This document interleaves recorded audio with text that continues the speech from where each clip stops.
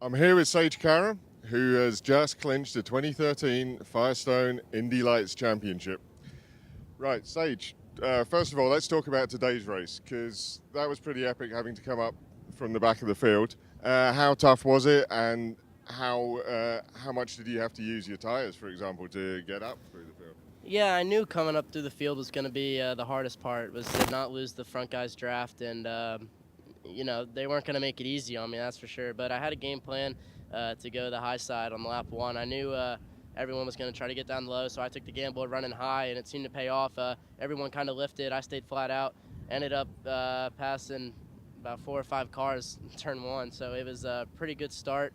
And the plan went through perfectly. We got up to third place, I think like lap 3 or 4, and that's what we needed to do. So I didn't really wear my tires out too much. The only time I really wore them out was I was trying to get around Gabby just to get a little bit more of a cushion between me and him, but I pushed a little too hard on the right front. I wore it down a little bit, and then once I knew I couldn't really get a good enough run because he had Munoz's draft on, I knew I just had to bring the car home in one piece and in third to get the title.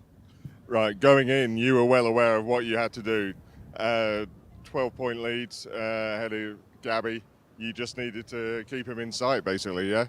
Yeah, I knew if I just stayed right on his gearbox and the championship was going to be mine. I knew if I won the race, the championship would be mine. So I was pushing at first for the win, but once I knew I couldn't do it, the main thing was to stay behind Gabby. And at one point there, he was right on Munoz and Veach was right on me, and if both those passes would have happened, I would have lost the championship. So once I knew I couldn't really get around Gabby, the next main priority was finish third and keep Veach behind me, and that's what we did.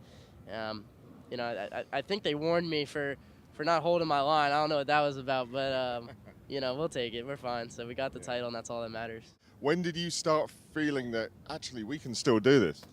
I think after the 2 oval wins, we crept up on Munoz.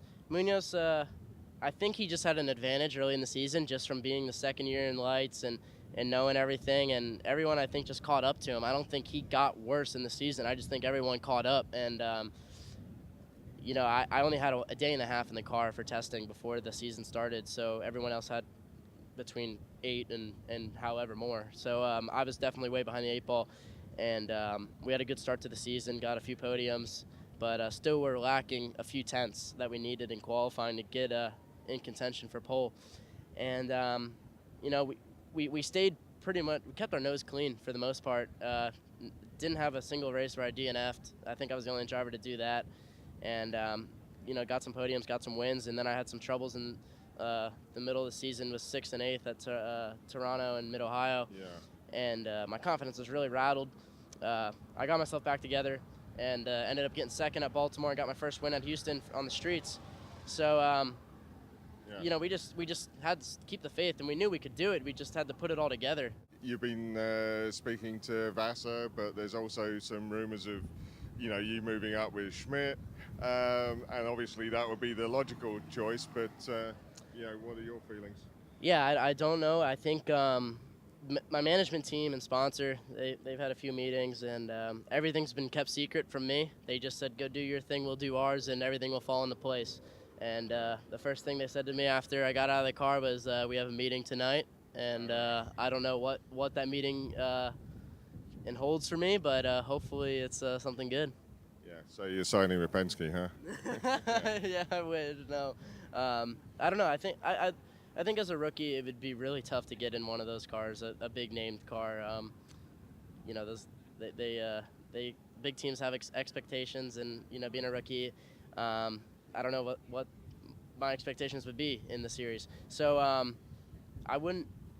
I would be happy to come back to Schmidt Peterson Motorsports. Yeah. I know how they work. Yeah. I know the guys there, and we work well together. And I got a championship, so why not get my first season in IndyCar go with them?